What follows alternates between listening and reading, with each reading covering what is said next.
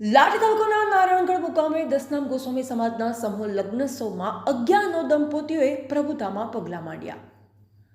લાઠી તાલુકાના નારાયણગઢ ગામે લાઠી લીલિયા દામનગર ગોસ્વામી પ્રગતિ મંડળ આયોજિત ભવ્ય અને દિવ્ય છઠ્ઠા સમૂહ લગ્નોત્સવમાં દસનામ ગોસ્વામી સમાજના 11 દંપતીઓએ પ્રભુતામાં પગલાં માંડ્યા. સમારોહના અધ્યક્ષસ્થાને જસુ ભારતી બાપુ રહેલ.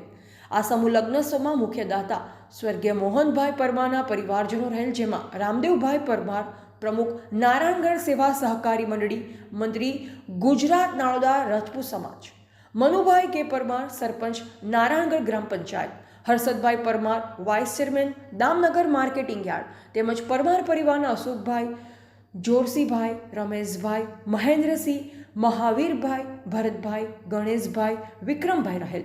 સમારોહમાં સંતો મહંતો લાઠીના ધારાસભ્ય જનકભાઈ તળાવિયા, જીતુભાઈ ડેર સહિત રાજકીય સામાજિક મહાનુભાવ અગ્રણીઓ ઉપસ્થિત રહેલ. રક્તદાન કેમ્પનું પણ આયોજન કરવામાં આવેલ, જેમાં ચાવડ આરોગ્ય કેન્દ્રના ડોક્ટર મુકેશસિંહની ટીમ દ્વારા 40+ બોટલ લોહી એકત્ર કરવામાં આવેલ. દરેક કન્યાને 100 ઉપરાંત ચીજવસ્તુ તેમજ દાતા દ્વારા રોકડ રકમ આપવામાં આવેલ. સવારના નાસ્તાના દાતા હરેશપુરી, ધીરુપુરી, સાંઢળી મહાદેવ, બાજી પેંડા તરફથી રહેલ. તેમજ સમૂહ લગ્ન સમિતિ દ્વારા 9 દંપતીઓ પાસેથી લીધેલ લગ્ન ફી યુગલ દીઠ 10,200 પરત આપી સમાજને નવો રાહ ચીંધ્યો છે. ચોટીલા મહંત અશ્વિનગીરી બાપુ તરફથી સમૂહ લગ્ન સમિતિના હોદ્દેદારોને પાઘડી પહેરાવવામાં આવેલ, તેમજ પૂરણધામ દળવા મહંત તરફથી સમિતિના તમામ સભ્યોને ભગવો ખેસ અર્પણ કરવામાં આવેલ.